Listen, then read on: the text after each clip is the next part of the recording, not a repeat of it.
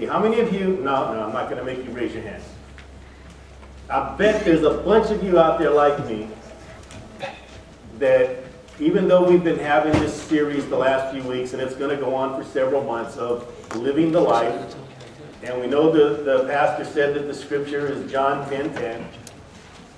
How many of you have read it? And I'll be the one to admit I didn't read it until this morning. Okay?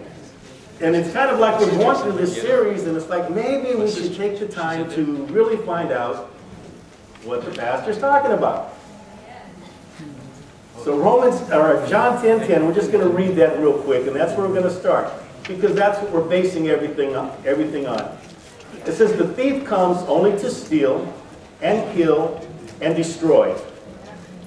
I have come that they may have life and have it to the full.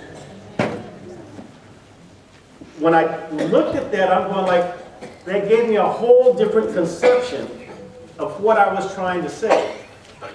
Because Jesus, it's red letters, so Jesus talking, he's talking about living life. You know, not a spiritual, religious life, just life. Every day, like what we deal with, life. And I was laughing because I was thinking a lot of times, for me, life was kind of like riding the demon. You know, no, not the devil demon type demon, but the roller coaster at Great America. I love roller coasters. But the demon kind of does this slow move to the top. And it's, well, yeah, we'll go there. It's kind of interesting. The more weight that's in the cart, the slower it goes to the top. I remember one time I saw this one where there was these 5 large people, you know, like maybe 5 foot tall, 250, 60 pounds each. We're talking about they've been eating good.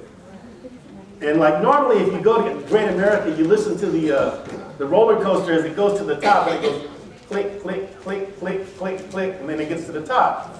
Well, this one had a lot of weight, and it was like click, click, click. And you know, in the game of life, a lot of us have a lot of baggage, okay? So our rise to the top is maybe just a little slower than other people.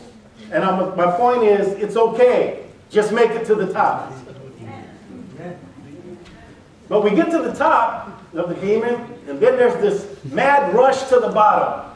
And you notice that it just doesn't go down as slow as it goes up. It's like, it takes forever to get here, and boom, all of a sudden I'm down there.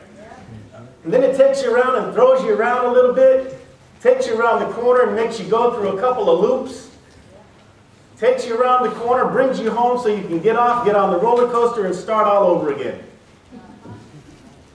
And sometimes that's what life is like. It's like that crash and dash to the bottom. I get thrown all over the place. Things happen, and I get thrown for a loop. I get time to catch my breath, and boom, it's right back in there. And you know, God said, but I came that they might have life and have it more abundantly. And then I went back, because Pastor Ben's been talking about, he got the idea from the game of life. So I went and snuck into my daughter's room and borrowed her game of life for a little bit so I could look at it. And it's kind of interesting. Those of you that played the old school game, you spin the dial at 1 through 6, and you all started out with a little card with you in there. If you were boy, you had blue, girl, you had pink. If you remember playing the game. But these were some of the things in the game of life that you come across if you're playing the game of life. I took it right off of their game board.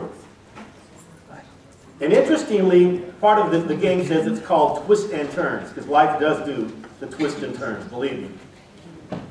But it says, have an awesome adventure, have good times, pay travel expenses, get married, have a boy, have a girl, have twins. Hear that, Christian? Just joking. Pay tuition in there. Get a degree. Get a PhD. Choose a new career. Get a promotion. try a business venture.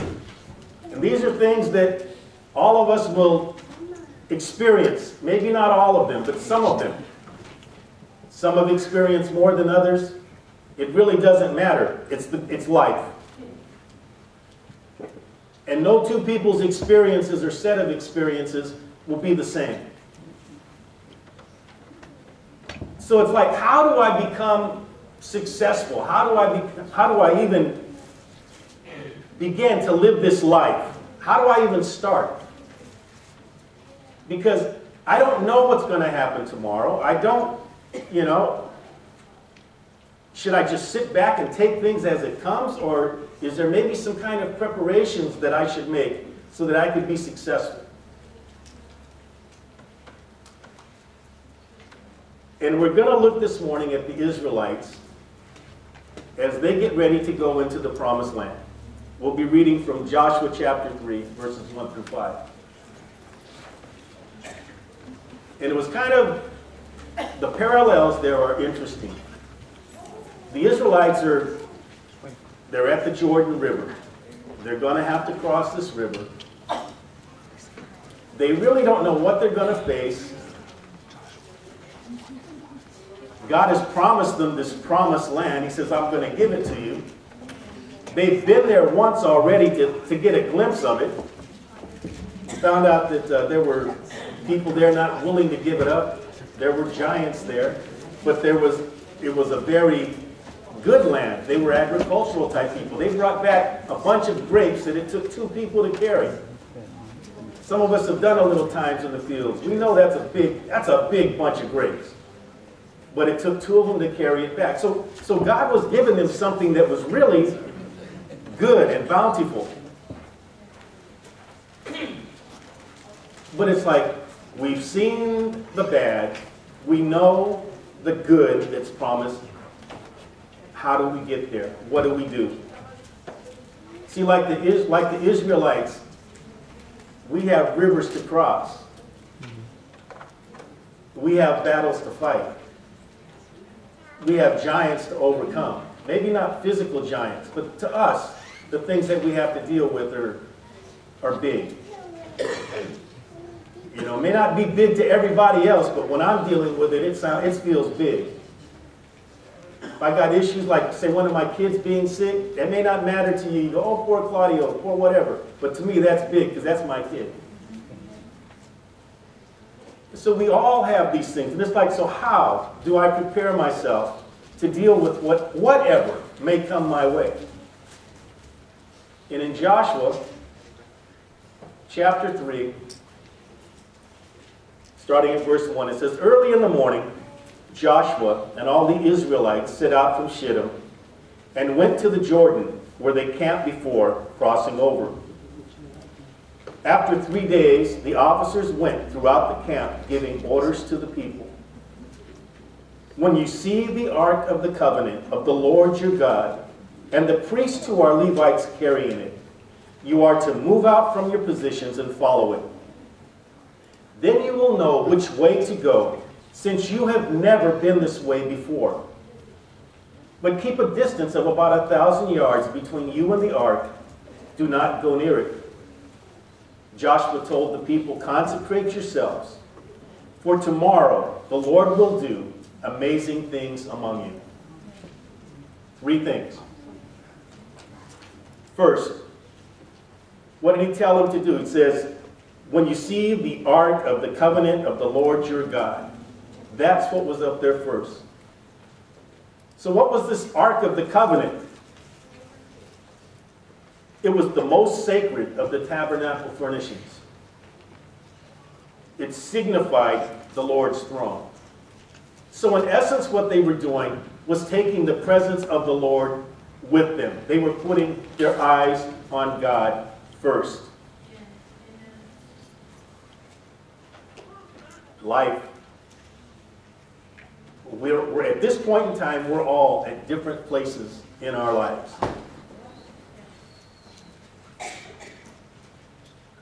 Some of us can't change certain things if we could.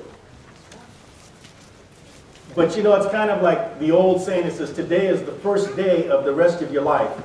It says, so right today I can decide to do what that scripture says first. And it says, from this moment forward, I'm going to put God first. I'm going to put my eyes on him. Wherever he may go, I'll follow. Whatever he says, I'll do. It says, and I'm not going to look back. And you think about, why wouldn't I want to look back? If the Israelites, and they did it all through I thought this was kind of stupid. Oops, sorry, that's not a good word on it. Anyways, so that offended you, I'm sorry. But they weren't really wise, okay? They were slaves. They were brought out of slavery. They had been making bricks with no straw. The Egyptians were doing everything they could to make their life miserable. So God takes them out. They're out, they're free people, and they're complaining. And they're going, Moses, when we were slaves, we had food to eat. When we were slaves, we had clothing. We had this. We had that. Please bring us back and make us slaves again. I don't care how you word it. That's not smart. Don't look back. You don't want to be slaves. And what we were slaves to before we met Jesus, we were slaves to sin. We don't want to be slaves. Look forward. Put your eyes on Jesus. He said, I like the way it's worded here. It said, then you will know which way to go, since you have never been this way before. Put your eyes on Jesus. The Lord himself went into the Jordan ahead of his people. And you know, wherever God's got for us to go, God's going to go ahead of us. The way will have been prepared already, as long as he went there. See, the problem is when we come to our rivers, our Jordans that need to be crossed, we have this tendency to start thinking instead of following. This is like, God wants us, and the river was at flood stage. So it wasn't like a little creek that they could step across. And if it was us, it'd be kind of like, well, if we go about 5 miles that way, it's not as wide, the water's not as bad, and it'll be a lot easier to walk across. And God says, no, this is where I want you to cross the river. Just put your eyes on me and do what I tell you to do, and you'll be okay. And that's easy to say when we're standing back here and don't have a river in front of us. But when God puts you at the river and says it's time to cross, that's when you got to make that choice. God, I put my eyes on you. I literally am going to put blinders on. I am not going to look to the left. I am not going to look to the right. I am going to look at you and I will follow you. And he will have gone before us and he will have prepared the way. The Lord won't ever ask us to go any place that he won't go with us. I remember a couple of years ago, a couple of Christmases ago, Brother Felipe and some of the people went out and passed out blankets to the homeless. Those aren't very nice places to go to. It's not like going to the Hilton and throwing out blankets. Sometimes it's not safe. I remember going to on a ministry thing to San Francisco one time, and they were passing out sandwiches and soup to the people that lived on the streets in San Francisco. And I remember one of the people that our leader was saying, try and find people, reach out, pray for them or whatever. He says, but when you pray, don't close your eyes. It's not like smart. I mean, come on, we go to church and we always bow our heads and pray. But they were like, no, you have to be able to see what's coming at you because these people out here are not church people. So for safety's sake, pray with your eyes open. But you know what? While we were out there on the streets, it was this one guy had tried to steal another guy's bike and a fight broke out. And we were about 50 yards in front of it. And they got broke up and whatever. And this one guy had said, he says, I know you guys don't see this. He says, but behind you, he says, there's a presence following you guys. He said, and it's keeping that bad stuff, the black stuff, it's holding it back. so that you can do what you got to do. And this was a street person. It wasn't no biblical saint or whatever. This was, but they were just, so, but you can't see it, but it's back there. You know what God had, that night, God had called us to go to this spot and take care of business right then and there. And you know the presence of God was there taking care of us. Even when we didn't know it. And you know what? That's what happens. You keep your eyes on Jesus. Amen. It doesn't matter where you go. It doesn't matter what you face. And really it doesn't matter what happens. Because you're going to be okay. Because God is with you. And I take that to the point of, while you're out there, let's say something happens, to the point of you die. To the point, being absent in the flesh is to be present with Jesus. You don't lose. Keep your eyes on Jesus. Walk in boldness. Don't walk in fear. In fact, I like the way in Romans 12, chapter 12:2, verses 1 and 2. You can read it, but what it says is, it says that we need to run the race that is marked for us, with our eyes fixed on Jesus. And I like these words. He's the author and the finisher of my faith. He's the one that put the faith there. He's the one that will finish it if I keep my eyes on him and allow him to do it. I feel like the pastor in chief.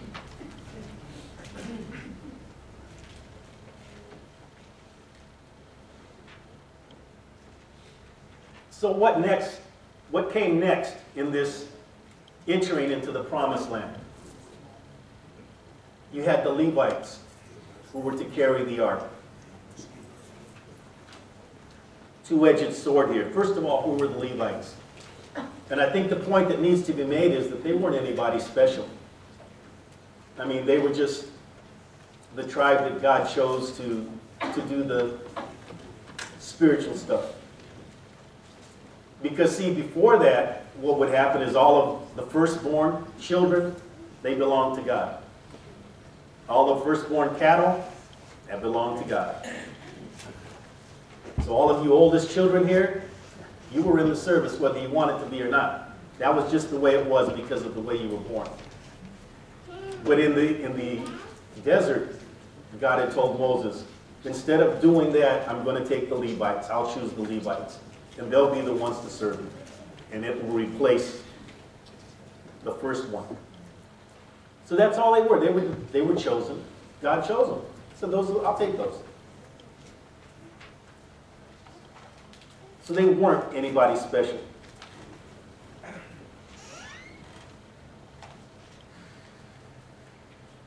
But what we need to do in this context, of when God begins to, when we say, okay, God, you go ahead and take my life, help me to live my life, and you take me into the place that, or put me on the race that you've marked for me. We need to put ourselves behind spiritual leadership.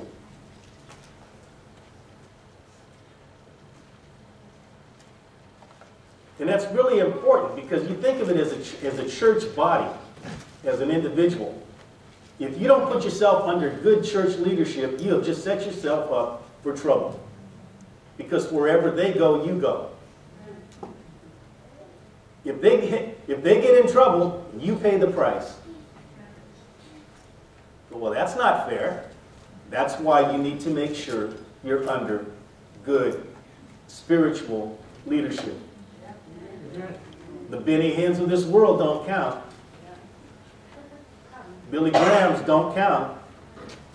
I'm not saying anything's bad with their ministry, but they don't know you. You can send them an envelope or something asking them a question, and they'll probably send you a scripture or two and an envelope asking for money. See, they take offerings too. And that's not digging on anybody. I'm just saying we need that personal touch in the area of spiritual leadership. People that know us. People that have been where we've been and can say, you know what? You'll be all right. Trust me. I've been there. This is what happened. and that we can be open and honest with you. We need that spiritual leadership.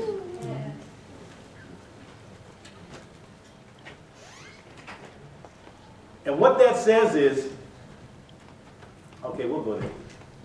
If you're at this church, the only reason you should be here is because this is where God told you to be. It's okay for you visitors. We're glad to have you. What I'm talking about, the members and the people that call this body home. If you're not here because God told you to be here, then you better find where God is telling you to be. That's not trying to kick anybody out. That's because I have your best interests at heart. You need to be where the spiritual leadership will meet the needs of your life.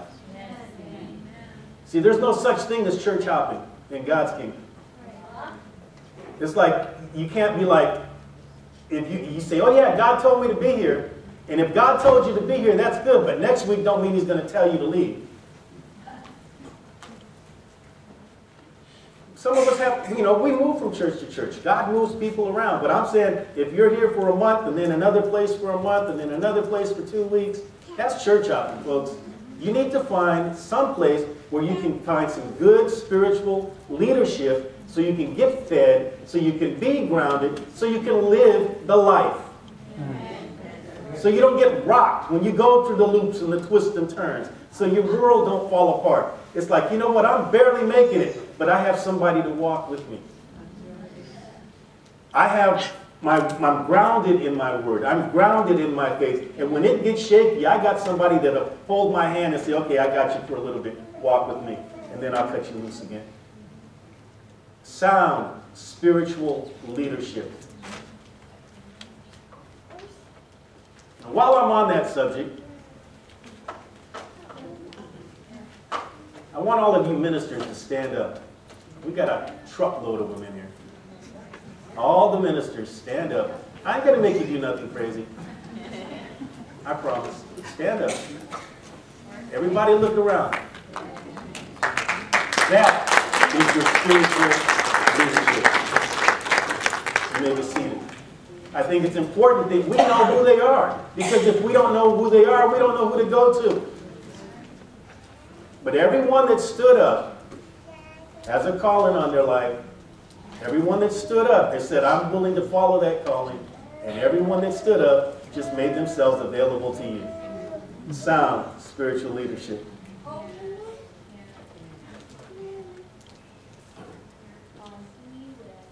So the ministry team, which is everybody that stood up, that's our Levites.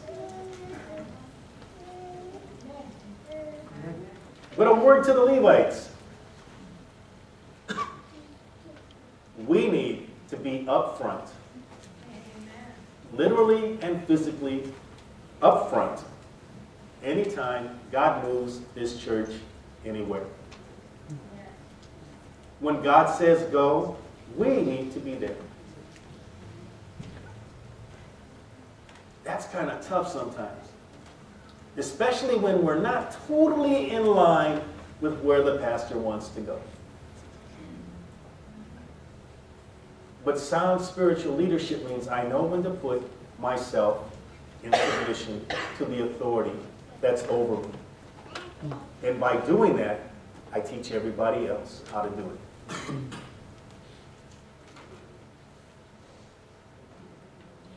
So we have the Levites, we have the Ark of the Covenant, and we have the Levites who are carrying the Ark of the Covenant.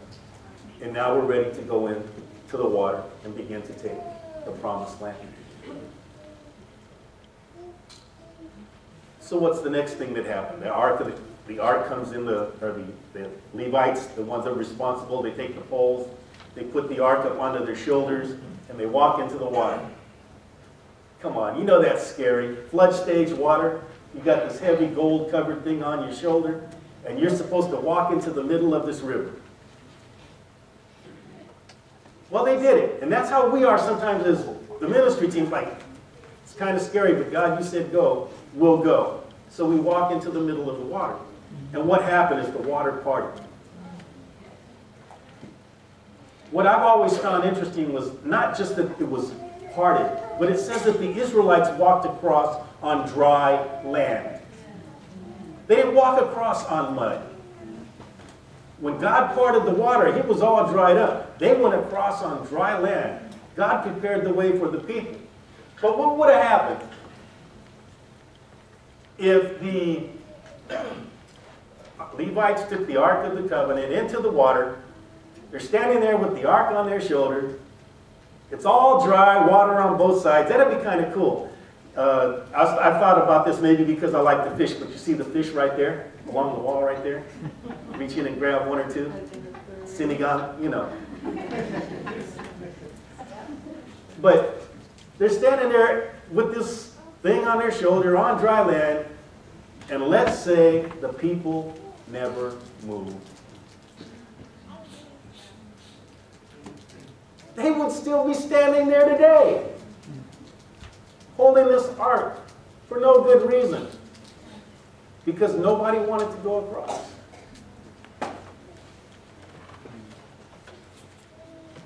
And why would they do that? You know, when the Israelites went to the Promised Land the first time, and they sent the spies in, there was an interesting thing that was said. That they came back, they showed the grapes. They came back and they said, yeah, the land is everything that you said it was going to be. But, folks, can't be no buts in the kingdom. But they said, but, there are giants there. These people are big, they're, you know, they're ferocious, they're whatever. But which is really not that big of a deal. Here was where the problem was.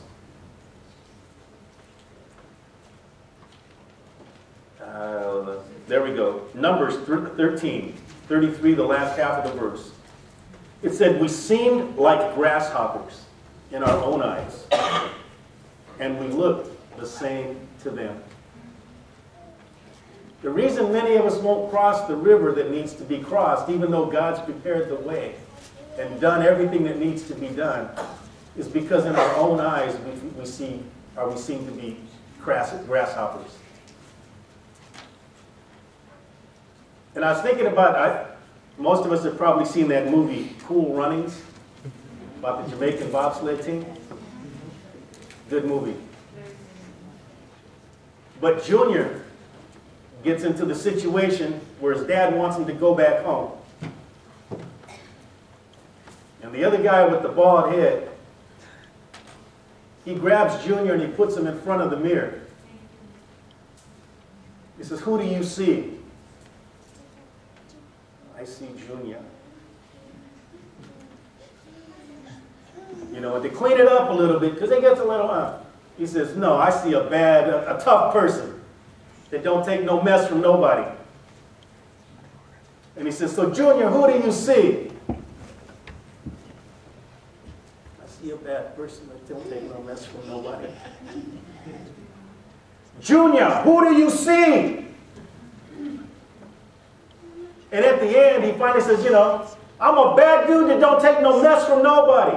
And I'm going to tell you something, it don't matter how loud he got, because until he really believed it here, it wasn't true. But the thing is, the point I'm trying to make is many of us, God kind of puts us in a position where it says, Claudio, what do you see? I see a grasshopper, God. And so we stay on this side of the river where it's safe because we're afraid to go where grasshoppers don't go. What God wants us to say when he puts us up against the mirror and says, Claudio, what do you see? I see my Father. I may be a grasshopper, so to speak, but my Father is not a grasshopper. My Father can do everything that he said he was going to do. He can accomplish everything that he said he was going to accomplish. And because of who he is, not because of who I am, I can cross the river. I don't have to be afraid. Now that doesn't mean we go out like, oh yeah, I'm bad, You're just looking to get smacked. But you get in there and you say, okay, God, you know I'm scared. Let's be honest. I'm scared, God, but you said go. So I'll go. It's all right to be scared. It's just not all right to let it stop you from doing what you're supposed to do.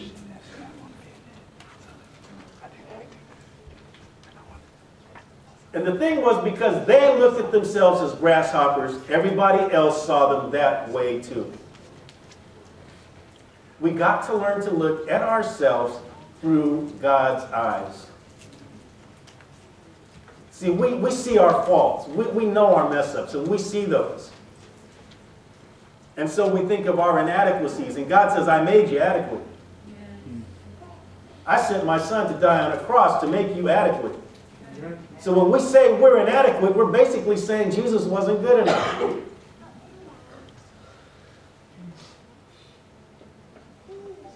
That's quiet in here.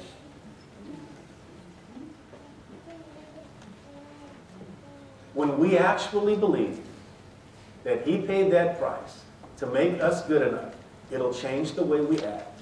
It'll change the things we do. It will change the way that we approach things. Because we won't be walking in looking at ourselves like we're grasshoppers, but we'll be going in looking at ourselves as princes and princesses, children of the King, children of the Most High God.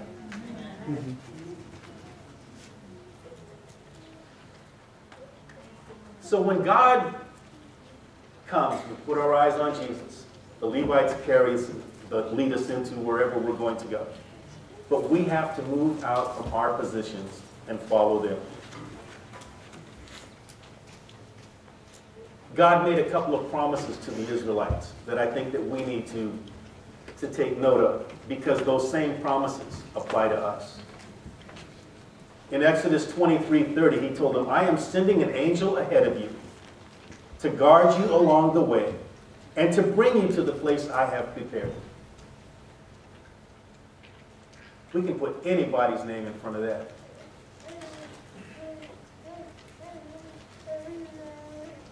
Abraham, I'm sending an angel ahead of you. I can pick on my buddy Abe. Pastor Christian, I'm sending an angel ahead of you. It doesn't matter who you are. When you walk in the path that God laid before you, I am sending an angel ahead of you to guard you along the way and bring you to the place that I have prepared. God has a place prepared for each and every one of us. It is his will for us to get there.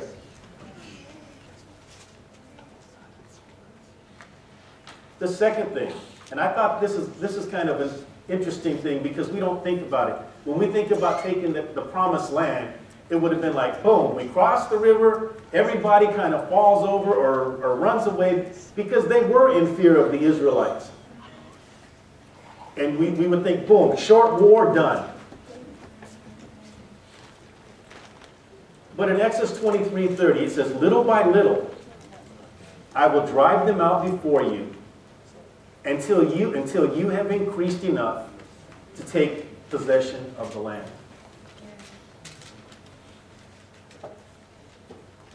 Who we're going to be 20 years from now isn't who we are today. Living the life is a growing process. And little by little, God will bring stuff up that needs to be dealt with. You ever notice, like you tell God, God, I'm putting my eyes on you. I'm going to go where you want to go, do what you want to do. I'll say what you want to say, and I'll put myself in submission to the leadership that you put over me. And then for me, well, I can't speak for anybody else, but it seems like the next day or 2 days after that, it'll be somebody show up in my life that I really was hoping to be rid of forever. Or a circumstance that I was trying to forget gets brought up that needs to be dealt with. It's like, God, why do you want to do it that way? He says, because little by little, Claudio, I'm going to make you deal with the stuff that needs to be dealt with. until you've increased, until you're at the point in your life where you can take possession of the land that I have for you. And that's why God don't let us get away with no stuff. Because when it's all said and done, the skeletons in the closet are gone and taken care of. The sins are done and taken care of. The bad habits are done and taken care of. The things that keep us from being that complete Christian, living that abundant life, have been taken care of. See, the abundant life doesn't mean I don't go through problems. It just means that when I go through them, I still have the joy of the Lord. I can smile in the middle of them. They don't threaten me anymore. I'm in the promised land. And then God made a promise.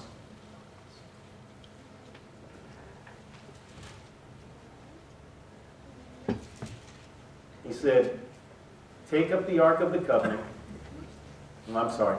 It says, Joshua told the people, consecrate yourselves, for tomorrow the Lord will do amazing things among you. When we put our eyes on Jesus, we put ourselves in submission, or put ourselves under good spiritual leadership. When we get out and take our place. And see, that's important, because the Israelites, they didn't just jump in line. They had specific places that they went to when they moved. Each tribe went to a different spot, and they knew where to go. So there's a specific place in the kingdom that we all have to find. That's the one God called us to. And then we need to consecrate ourselves. First, I went to Webster. Those in my Bible study know words, we go to the dictionary, we go to Webster. But I wanted something a little deeper, so I looked in my wife's Bible that she has. It's the one that has the notes that Joyce Meyer puts in there. Consecrate. I like the way she worded this. It says, separate yourselves for a special holy purpose. When we separate ourselves, and the holy purpose being God will go where you want to go. We'll do what you want to do. We'll do it how you want to do it. We'll put our eyes on you, and we'll follow. Then, what begins to, or what will happen when we have our life in line? Tomorrow the Lord will do amazing things among you. The Lord will begin to do amazing things among you. And see, what we've done by doing this is we've set a foundation where God can begin to go where he wants to go. We can all look at Jesus. We can all put ourselves in submission to authority or find good spiritual leadership. We can all make that decision to step out and begin to walk the path that God marked for us. Amen. We can all consecrate ourselves. And then when we've done that, then God can begin to do the individual things that he wants to do in our lives. Those apply to all of us. From there, God can take us to the spot, like in the game of life we were talking about, where we have a boy or have a girl or have twins. Or God can put us in that place where we can have a career change. God can put us in a place where we do business ventures. God can put us in positions where we get promoted, whether it's in the job or in the church. God can put us in the position where we have to pay tuition and pay student loans. But those things, I heard a lot of laughter over here. You got some college kids. But God can do those things. God can do those things. And you know what? We don't get shook up by them anymore. It's because we're not looking at the things anymore. We're looking at God.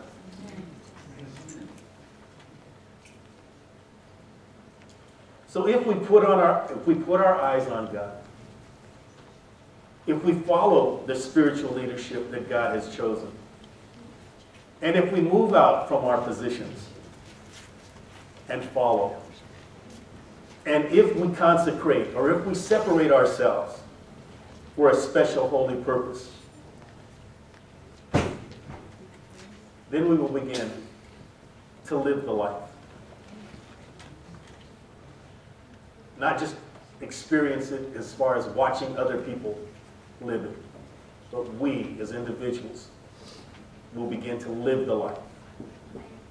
And God will do amazing things among us.